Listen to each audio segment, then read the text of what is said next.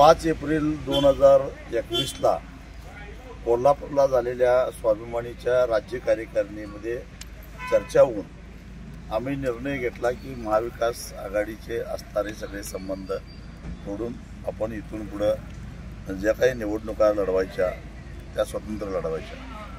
हा निर्णय जवळपास 3 वर्षापूर्वी झालेला आहे। या संदर्भामध्ये या महाविकास आघाडीचे जे प्रमुख आहेत शरद पवार साहेब त्यांना 9 पानी पत्रही लिहिलेलं होतं आम्ही का आम्ही आघाडी सोडतो या संदर्भामध्ये। त्यावेळी महाविकास आघाडीचं सरकार होतं, त्या पत्राची काही दखल घेतलेली नाही आणि त्यामध्ये उपस्थित केलेले जे मुद्दे होते त्या मुद्द्याचं अजूनही समाधान झालेलं नाही किंवा त्याचा खुलासा झालेला नाही आणि म्हणून यावेळी आम्ही अशी भूमिका घेतलेली आहे संघटनेच्या आदेशावरनं की स्वतंत्र निवडणूक लढवायची, आघाडीमधून लढवायचं नाही।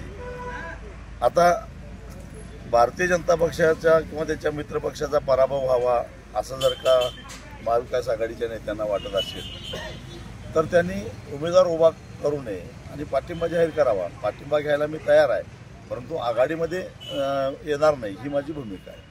क्रमावस्था नाही आहे आणि आम्ही 2015 पासून भारतीय जनता पक्षाच्या विरोधात आहोत।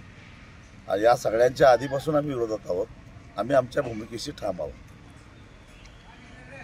चर्चेतून समजा शरद पवार साहेबांनी उमेदवार दिला नाही तर बाहेरून पाठिंबा घ्यायला तुम्ही तयार आहात, मात्र त्यांनी उमेदवार उभा नाही केला तर शेवटी वैचारिक भूमिका एकच असल्यामुळं महाविकास आघाडीला मानणारा जो मतदार आहे तो मतदान मलाच करेल।